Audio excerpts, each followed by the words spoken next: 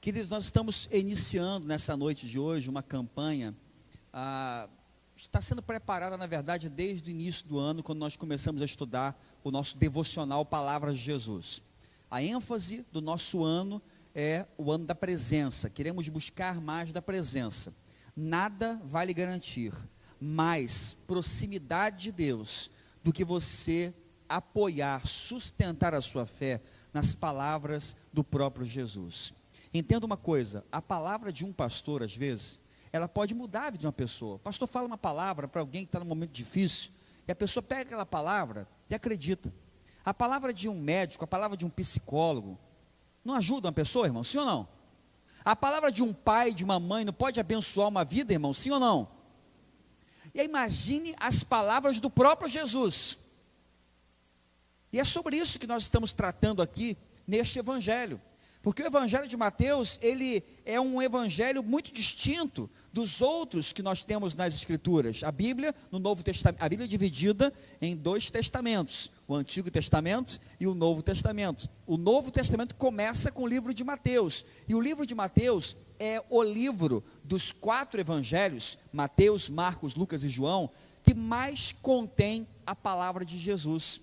Quase 60% de todas as palavras que estão no evangelho são palavras do próprio Jesus. Em torno de 1071 versículos que compõem, mais de 50%, 58% são palavras, você vai ver em algumas bíblias em vermelhinho, que são as palavras do próprio Jesus. E nós escolhemos justamente este livro para nos ajudar nessa jornada. Mateus 7,24 diz assim: portanto, quem ouve essas minhas palavras e as pratica é como um homem prudente que construiu a sua casa sobre a rocha. Obrigado, querido. Quem ouve as minhas palavras e as pratica é como um homem prudente que construiu a sua casa sobre a rocha. Onde você tem fundamentado a sua vida? Onde você tem apoiado a sua fé? Mateus, também chamado de Levi, era um judeu cobrador de impostos, e entenda que essa era uma profissão odiosa na época de Jesus, porque um cobrador de impostos era um judeu que comprou de Roma, que era o império invasor, o direito de cobrar impostos dos seus próprios compatriotas. Eles pagavam a parte pertencente a Roma, mas era muito comum que fossem corruptos. Não se engane, a corrupção vem desde essa época, tá? Não é coisa exclusivamente do Brasil. E aqui ele era uma pessoa muito odiada pela sociedade, uma pessoa rejeitada pela sociedade, e este homem foi chamado por Jesus para esse nobre ministério. Esse evangelho foi escrito por volta do ano 60 ou 70 depois de Cristo, e é aquele que mais contém as palavras do próprio Jesus. Este evangelho, ele é totalmente estruturado em torno de 5 sermões de Jesus, 5 pregações que Jesus fez aos seus discípulos, registrando, por exemplo, o primeiro sermão, que é o Sermão da Montanha, que vai do capítulo 5 até o 7, depois o sermão de número 2, instruções aos seus discípulos, que vai todo o capítulo 10, sermão 3, que é o sermão a respeito do reino dos céus, capítulo 13, capítulo 18, sermão 4, onde ele fala sobre o caráter dos discípulos de Jesus.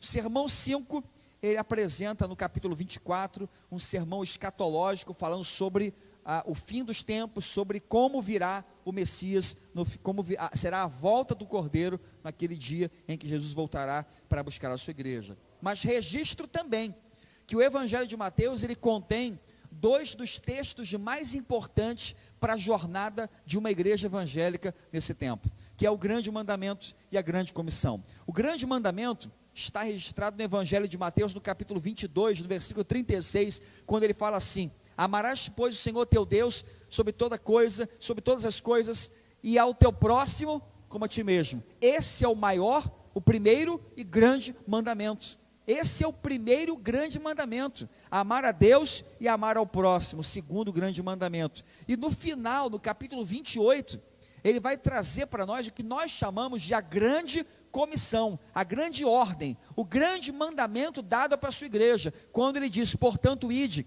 por todo mundo, pregar o evangelho a toda criatura, batizando-os em nome do Pai, do Filho e do Espírito Santo, e ensinando-os a guardar todas as coisas que você tem ordenado. Estes dois textos compõem para nós toda a estrutura missiológica, toda a estrutura que fundamenta as ações de uma igreja nesse tempo que nós vivemos. Então, esse texto de Mateus, esse livro de Mateus, é um livro especial demais, e eu quero muito desafiar você a ler este livro quantas vezes você puder, nessa nossa caminhada de 40 dias, neste propósito, que Deus certamente vai abençoar muita gente aqui. Quantos estão aqui, assim, com corações desejosos de viver algo novo de Deus nos próximos 40 dias, amém? Faça isso, irmão, procure na palavra, consagre um tempo de jejum ao Senhor, porque eu sei que Deus vai fazer coisa extraordinária na sua vida e na sua história. E hoje eu queria começar essa nossa caminhada falando sobre a vida e o propósito de Jesus. A vida e o propósito de Jesus. Esse texto, essa mensagem está fundamentada no 3º capítulo deste evangelho. Peço que você abra a sua Bíblia e deixe-a aberta. No 1º capítulo de Mateus, nós vamos encontrar uma sucessão de nomes chamado genealogia. Ele faz toda a genealogia de Jesus, lá de Adão até ao Jesus. São 14 gerações, tá? 3 grupos de 14 gerações que endossam o nascimento de Jesus. No capítulo 2 de Mateus, você vai encontrar o registro do nascimento de Jesus e de todos os detalhes que vão mostrar o seu caráter único, a sua natureza divina. Mas no capítulo 3 começa de fato a narrativa da sua vida, do seu ministério e do seu propósito, e é onde nós queremos entrar. Este capítulo 3, ele apresenta a narrativa de um homem chamado João Batista, e como ele foi o precursor do ministério de Jesus. Eu quero dizer para você que estudar um pouquinho da história deste homem chamado João Batista, e suas palavras que estão registradas no capítulo 3 de Mateus, vão preparar você para entender em qual contexto Jesus chega e qual é justamente a sua natureza e o seu propósito. A vida e o propósito de Jesus, e Jesus veio a essa terra com qual objetivo? Primeiro, para nos trazer arrependimento e nova vida. O tema dessa palavra é a vida e o propósito de Jesus. Por que Jesus veio a essa terra? Qual o propósito que Jesus veio viver entre nós? Por que Jesus morreu numa cruz? Por que ele ressuscitou? Por que ele fez milagres? Por que o Filho de Deus se importaria em vir a esta terra e pregar aos nossos corações? Em primeiro lugar é isso, para nos conduzir ao arrependimento e à nova vida. Mateus capítulo 3, versículo 2 em diante fala assim: e ele dizia, João Batista: arrependam-se, porque o reino dos céus está próximo. Este é aquele que foi anunciado pelo profeta Isaías, voz do que clama no deserto: preparem o caminho para o Senhor, façam veredas retas para ele. As roupas de João eram feitas de pelos de camelo, ele usava um cinto de couro na cintura, o seu alimento era gafanhoto e mel silvestre. A ele vinha gente de Jerusalém, de toda a Judéia e de toda a região ao redor do Jordão, confessando seus pecados, eram batizados por ele no Rio Jordão. Mateus introduz a narrativa da história de Jesus, mostrando o ministério profético de João Batista, dizendo que João Batista pregava o arrependimento.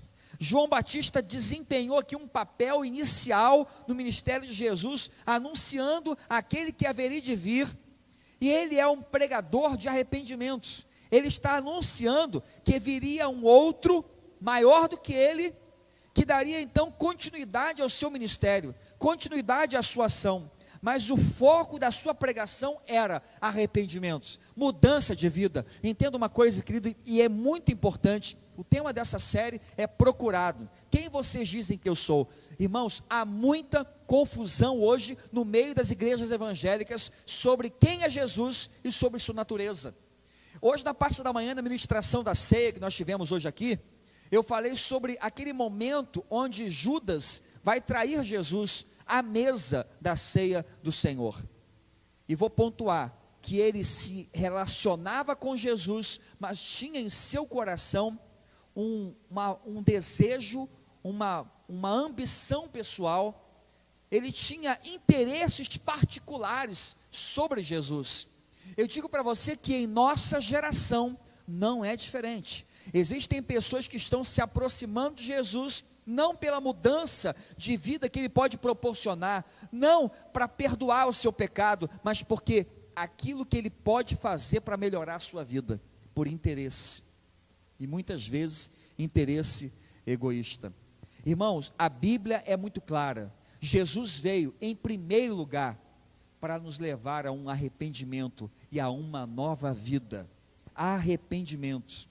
Quando uma pessoa se arrepende, ela passa a ver a vida de forma mais ampla, sob a perspectiva do céu.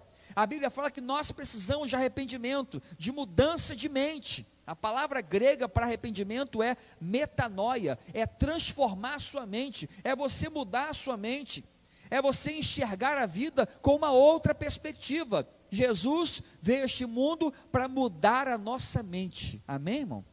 Amém, irmão? Para levar você a ver a vida de outra maneira, não da maneira que você tem vivido hoje, de maneira autodestrutiva, de maneira sem esperança, de maneira sem entusiasmo. Jesus veio para trazer uma nova perspectiva de vida para você. Arrependimento não é apenas ampliar a mente, mas mudar a sua atitude diante de Deus e diante da vida. Jesus quer conduzir você a uma mudança radical de vida, amém, irmãos? É o que Ele quer fazer, Ele veio para isso. Jesus não morreu na cruz para tornar você uma pessoa próspera, saudável, sem problemas. Eu quero dizer para você que muitas vezes seguir Jesus é ter mais problema. Ele veio para mudar a sua vida, para que você tivesse um arrependimento sincero, uma transformação na sua mente, que te levasse de volta a um relacionamento íntimo com Deus.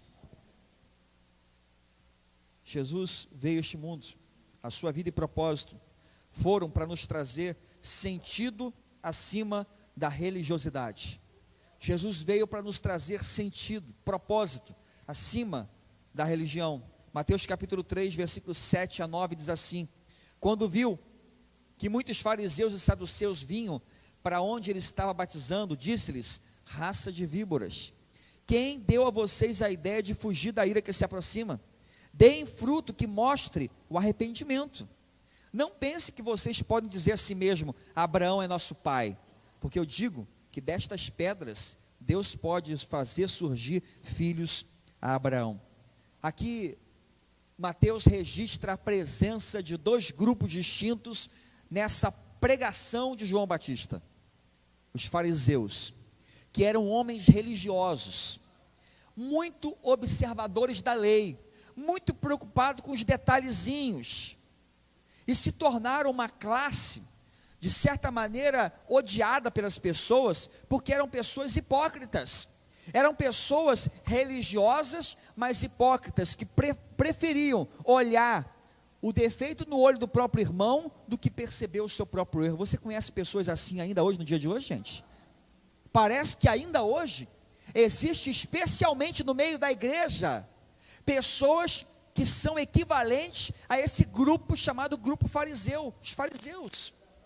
Gente que está preocupada em vigiar a vida do outro, gente que está preocupada em tomar conta da vida do outro, gente que se mostra numa santidade inalcançável, se mostra muito espiritual, não se mostra humano. Aqui na igreja eu tenho muito costume, quem é daqui sabe, que de vez em quando eu estou falando: gente, ora por mim, porque eu sou pecador, preciso de oração, eu sou pecador, eu falho, eu também erro, eu sou apenas um homem. Eu já fui repreendido, irmãos, aqui na igreja. A gente fala assim: pastor, para de falar isso, você tem que parar de falar que é pecador. O que as pessoas vão achar de você? Vão achar que o quê? Que o pastor é pecador. É só isso. E é justamente o que eu quero que você entenda, porque o dia que eu precisar, irmão, o dia que porventura eu estiver fraco, eu gostaria que você me ajudasse, eu gostaria que você orasse por mim, eu gostaria que você me sustentasse. Talvez hoje eu possa ajudar você, mas quem que sabe que amanhã não é você que vai me ajudar? Isso para mim é ser igreja, isso para mim é ser corpo de Cristo. Irmãos, nós precisamos entender que esse grupo aqui religioso, chamado os fariseus, eram pessoas que se achavam intocáveis. Os saduceus, na contramão, eram os políticos. Pessoas que tinham uma perspectiva totalmente diferente, negavam a ressurreição, não acreditavam em anjos, não acreditavam em demônios, não acreditavam em nada espiritual. Existe também pessoas no meio da igreja hoje, irmãos, que são e que representam esse grupo dos saduceus, pessoas que perderam a fé no invisível, pessoas que perderam a fé no sobrenatural, são racionalistas. Só acredito se eu ver, não acredito nesse negócio não, pastor. Isso aí é tudo doideira da cabeça dos outros. Jesus veio também para essas pessoas. Mas entenda uma coisa, Jesus não veio restaurar uma religião, porque não foi isso que foi perdido no Éden. Jesus veio restaurar um relacionamento. Jesus não veio para consertar o judaísmo. E vou adiantar para falar outra coisa para você importante. Ele não veio também para instituir uma nova religião. Porque a religião, irmãos, entenda isso, é aquilo que o homem pensa sobre Deus. Jesus não veio instituir uma religião, nem consertar uma religião antiga. Ele veio restaurar algo que foi perdido lá atrás, no Éden, um relacionamento com Deus. A religião, irmãos, é o homem tentando alcançar Deus. A graça do Evangelho de Jesus, ela vem do céu para você. Ela ultrapassa os limites religiosos, as barreiras da nossa religião. Às vezes, irmãos, a religião é o obstáculo no caminho para a redenção, porque não há nada que você possa fazer que te leva para o céu. Você sabia disso? Não há nada que você possa fazer que vai garantir a você a salvação eterna. A salvação eterna é garantida unicamente pelo mérito de Jesus na cruz do Calvário. A salvação que a Bíblia apresenta para nós, irmãos, não é o resultado, eu aqui, bonzão, que não erro, que não peco, eu vou fazendo tudo certinho, aí vai contando os pontinhos lá no céu para mim, várias estrelinhas, aí eu ganhei, aí eu vou para o céu, aí o outro lá não conseguiu, vai para o inferno. Não, irmãos, a salvação é uma dádiva, é um dom gratuito de Deus, para todo aquele que olha para a cruz de Cristo e reconhece, Jesus morreu por mim, Jesus me ama, eu aceito o que Ele fez por mim lá na cruz do Calvário. Você também faz isso? Você reconhece isso na sua vida? Essa é a salvação, irmãos. Jesus não veio para restaurar uma religião. A religião, ela tenta criar um caminho e uma solução no qual você não precisa ser íntimo de Deus. A religião vai tentar construir uma jornada, uma caminhada, onde você vai chegar ao céu pelo seu mérito pessoal, sem que seja necessário intimidade com Deus. Por isso, irmãos, nessa jornada de 40 dias, nós temos desafiado você a um tempo de comunhão, a um tempo devocional, a orar mais, a ler a palavra. Sabe por que eu faço isso? Porque eu quero dizer uma coisa para você: vir a este culto domingo à noite não garante para você um passaporte para a salvação. Você sabia disso? Ah, mas Deus, eu ia na igreja do pastor Leonardo. Pode conferir, pode procurar nas fotos da equipe de mídia, você vai me ver lá, Deus. Não é sobre estar aqui, é sobre você estar com o seu coração conectado com o Pai. É claro que a pessoa que está com o coração conectado com o Pai quer estar em comunhão com a sua igreja, amém, irmãos? É claro, é óbvio. Mas não adianta você só vir na igreja. Por isso que eu preciso desafiar você que está aqui a ter uma vida de intimidade, de proximidade com Deus, através da palavra, da oração, de hábitos espirituais saudáveis, como o jejum, por exemplo, para que você tenha intimidade, porque essa é a verdadeira religião que agrada a Deus. É isso que Deus quer de você. A Bíblia fala em João 14,6, respondeu Jesus: eu sou o caminho, a verdade e a vida, ninguém vem ao Pai senão por mim. Olha o que esse texto está dizendo. Ele é o caminho, não é um caminho, é o caminho, não há outro caminho a não ser Jesus. Ele é a verdade e Ele é a vida, e ninguém consegue chegar a uma intimidade com Deus se não passar pela pessoa de Jesus. Por isso você precisa buscá-lo ainda mais na sua vida. A vida e o propósito de Jesus foram também para trazer juízo sobre a humanidade. A palavra profética pregada por João Batista prepara um ambiente onde Jesus também vai pregar e falar sobre o juízo vindouro. Mateus capítulo 3, versículo 10. O machado já está posto à raiz das árvores, e toda árvore que não der bom fruto será cortada e lançada ao fogo. O pecado, irmão, atrai a ira de Deus, porque o pecado ofende a santidade de Deus. Nós não fomos projetados por Deus para viver na prática do pecado, mas para viver em santidade. Deus criou você para viver e para desfrutar da santidade. Por isso que o pecado, irmãos, é tão sério. Por isso que o pecado é algo tão nocivo. E hoje nós vivemos um tempo, irmão, em que as pessoas estão criando palavras novas para o pecado, descomplicando o pecado, tentando reeditar a Bíblia. Mas eu preciso dizer uma coisa para você, irmão: pecado é pecado, e ainda que você reescreva a Bíblia a seu próprio interesse, não vai mudar o fato que existem certas atitudes, comportamentos que desagradam ao Senhor. Amém, irmão? Falar sobre Jesus e estudar o Evangelho de Mateus é você entender que a palavra não tem só promessa, bênção e vitória. A palavra tem juízo, a palavra tem cobrança, a palavra tem ajuste. Irmãos, existem momentos que Deus vai apertar com você, sabe por quê? Porque Ele te ama. Não é assim que você faz com o seu filho, sim ou não?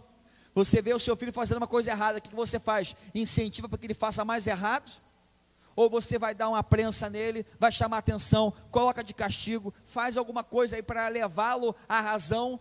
É claro que se você é um pai, uma mãe que ama o seu filho, vai discipliná-lo sim. Assim também Deus, Ele vai disciplinar-nos também, através da sua palavra. Irmãos, entenda, quem não entende a necessidade da cruz, não entende a gravidade do pecado, disse o grande teólogo John Stott. Se você não entende o porquê da cruz, você não entendeu ainda como que o pecado ofende a Deus. A maior prova da gravidade do pecado está na sentença que Jesus assumiu em nosso lugar. Filipenses capítulo 2, versículos 5 a 8.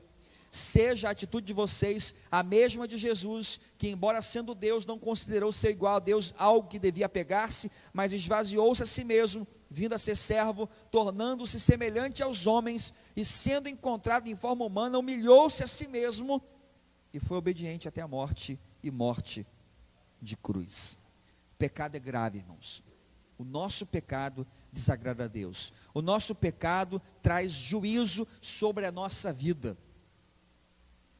E eu quero convidar você a refletir sobre isso essa noite. Entenda, irmãos, o pecado, ele nos separa de um potencial, de uma vida maravilhosa que Deus tem para você. Trate sério com o pecado. Essa é a mensagem que o Evangelho de Mateus vai trazer para a sua vida, em nome de Jesus. Mas eu quero dizer para você também, quarto, a vida e o propósito de Jesus foram para nos trazer acessibilidade, à santidade e ao poder. Mateus capítulo 3, versículo 11 fala assim: eu os batizo com água para arrependimentos, mas depois de mim vem alguém mais poderoso do que eu, tanto que não sou digno nem de desamarrar as suas sandálias. Ele os batizará com o Espírito Santo e com fogo. Amém, igreja? João Batista já anunciava que o batismo era sobre arrependimentos, mas que Jesus viria para trazer à humanidade um batismo com fogo, um batismo com o Espírito Santo. Quem sabe essa palavra dele já era uma promessa, uma palavra profética sobre o que aconteceu lá em Atos dos Apóstolos, capítulo 2, quando diz que de repente veio do céu um som como de vento muito forte, encheu toda a casa em que estavam assentados, e viram como que fossem línguas de fogo que se separaram e pousaram sobre cada um deles, e todos ficaram cheios do Espírito Santo e começavam a falar em outras línguas conforme o Espírito os capacitava. Jesus veio nos habilitar para recebermos o Espírito Santo em nosso coração. O ministério de Jesus veio com o propósito de nos preparar para receber o próprio Senhor em nosso coração. Ele nos preparou, e isso é possível hoje através da obra do Espírito Santo. Você não precisa trabalhar sozinho, você não precisa mais se esforçar sozinho para viver uma nova vida. Ele pode gerar isso em você através da obra do Espírito Santo, desde que você abra o seu coração para recebê-lo, desde que você creia de todo o seu coração. Quando você entrega a sua vida a Jesus de verdade, a Bíblia fala que nessa hora você recebe o Espírito Santo de Deus na sua vida, em nome de Jesus. Você acredita nisso, irmão? É Ele que faz, é o selo que vai marcar você, que vai consolidar a sua fé em Cristo Jesus. A vida e o propósito de Jesus também foram para nos trazer relacionamento e intimidade. Mateus 3,13 diz assim: então veio Jesus da Galiléia ao Jordão para ser batizado por João. João, porém, tentou impedi-lo, dizendo: eu preciso ser batizado por ti, e tu vens a mim? E respondeu Jesus: deixe assim por enquanto, convém que assim façamos para cumprir toda a justiça. E João concordou. Jesus foi procurar João para ser batizado. Jesus não precisava ser batizado. O batismo é para arrependimento. Jesus é santo, perfeito, sem pecado. Ele não tinha do que se arrepender, mas ele vai em obediência, ele vai cumprir a justiça. No batismo de Jesus, ali ele vai mostrar a sua submissão à vontade do Pai, querendo se identificar com aquilo que havia sido escrito no Antigo Testamento a seu respeito. Irmão, o batismo nas águas é um símbolo na sua vida de que você está realmente determinado a viver uma vida de obediência. E aí serve para você também. Veja que coisa linda. Se Jesus se batizou e não precisava, quem é você para dizer que não precisa ser batizado? Quem é você? Quem sou eu? Irmão, o batismo é para quem crê. O batismo é para aquela pessoa que já entendeu que a sua vida, quer viver a sua vida em obediência a Deus. E eu quero desafiar você, irmãos, a colocar no seu coração, quem sabe, na próxima oportunidade que tiver, você também descer as águas e declarar a sua fé em Jesus e o seu desejo de obedecer a Deus. Que quando você está batizando, você está dizendo isso: eu estou aqui dando testemunho que sou obediente e quero obedecer cada dia mais a Deus e a sua vontade. Quantos aqui já se batizaram nas águas em nome de Jesus? Há espaço para você na próxima edição do nossa Festa das Águas. Quem sabe vai ser você dando esse testemunho de obediência diante do Senhor, amém? E para terminar, gente, a vida e o propósito de Jesus foram para nos trazer paternidade para aqueles que o buscam. Assim que Jesus foi batizado, saiu da água, naquele momento o céu se abriu, e ele viu o Espírito de Deus descendo como pomba e pousando sobre ele. Então uma voz do céu disse: esse é o meu filho amado, de quem eu me agrado. Jesus cumpriu a vontade de Deus, Jesus cumpriu a vontade do Pai, e recebe essa palavra de credibilidade, de endosso ao seu ministério, dizendo que tipo de relacionamento o Deus Pai tinha com ele. Este é o meu filho. Jesus veio também para mostrar para você que você tem um Pai que te ama, um Pai que olha para você, um Pai que se preocupa com você, e se preocupa tanto que enviou Jesus para cuidar da sua vida, para ajudar você na sua caminhada. O desejo de Deus para nós é que nós vivamos assim, como Cristo, obedientes a Deus e cumprindo a sua vontade. Jesus veio a este mundo para nos apresentar um Deus Pai, um Deus que está presente, um Deus que se interessa na sua vida, não um Deus distante, não um Deus isolado, não um Deus que fica distante dos problemas humanos, um Deus presente, um Pai que se importa com você. Ao olhar para a cruz, ao olhar para a vida de Jesus, eu penso que eu tenho um Pai que me ama, eu tenho um Pai eterno no céu, que cuida da minha vida, e Ele cuida de você também. Feche seus olhos, eu gostaria de orar pela sua vida.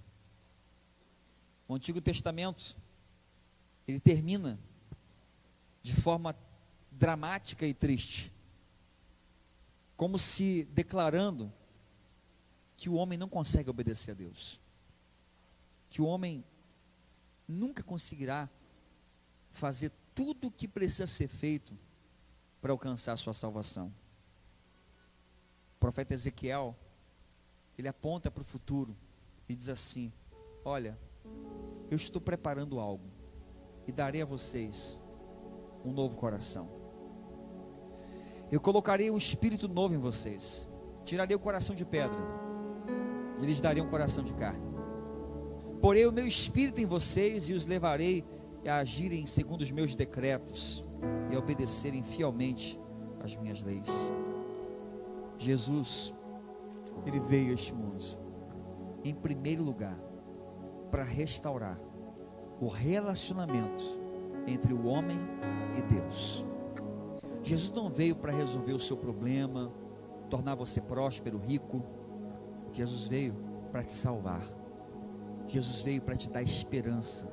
Jesus veio para reconectar você com o teu Pai que está nos céus. Você não é órfão, você não foi abandonado. Se você está aqui hoje, eu quero dizer para você que você só está aqui por um motivo: Deus tem cuidado de você. Deus tem sustentado você na sua jornada, no seu dia a dia, nas suas lutas. Ainda que você não o veja, Ele está lá. Ele está todo o tempo ao teu lado. E nessa noite, Ele convida você a viver um novo tempo. Ele convida você a dar mais um passo na direção, a deixar para trás, quem sabe, pecados, maus hábitos, deixar para trás um passado tenebroso e olhar para o futuro com esperança. Jesus ama você. Talvez essa seja uma das frases mais citadas por nós evangélicos. Jesus te ama. Ele veio para isso. Ele veio para dizer para você que o relacionamento com o teu Pai que está no céu é possível de ser restaurado, se você passar por essa ponte chamada Jesus. Eu queria perguntar para você hoje, nessa noite, você que ouviu essa palavra, você que entendeu, e você que gostaria aí no seu lugar de declarar: pastor, eu quero isso na minha vida, eu quero confessar Jesus como meu Senhor, meu Salvador, eu creio que Ele morreu na cruz para perdoar o meu pecado, e hoje eu quero declarar isso, eu creio que Jesus é o Senhor da minha vida. Você quer isso? Levanta a sua mão onde você estiver. Onde você estiver, eu quero orar por você. Que Deus abençoe a sua vida, irmão. Que Deus abençoe você. Somente se você crer. Que Deus abençoe a sua vida, jovem. Deus abençoe, tá? Que Deus te abençoe aí atrás. Amém. Que Deus abençoe vocês, casal. Que Deus abençoe. Irmãos, é para quem crê. Se você crê nisso, tudo começa com um primeiro passo. E o primeiro passo é o passo da fé. Eu quero perguntar para você também, que hoje que está afastado da igreja, você que hoje está distante, você que já esteve numa igreja, mas por algum momento, alguma situação, quem sabe por causa da religião, de pessoas, de críticas, você se afastou.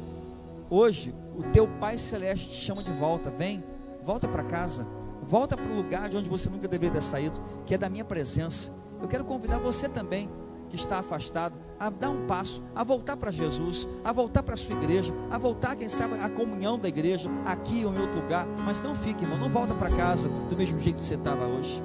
Quero também estender esse apelo para você, que hoje ouve essa palavra e no seu coração tem o desejo: pastor, eu creio em Jesus como meu Senhor Salvador, quero estar perto dele, quero me batizar na próxima oportunidade que tiver, ou quero me tornar membro da igreja, quero acertar minha vida aqui na igreja, para fazer tudo direitinho, preciso estar em comunhão com uma igreja local, e é essa família que eu escolhi. Amém, glória a Deus. Há lugar para você aqui entre nós também.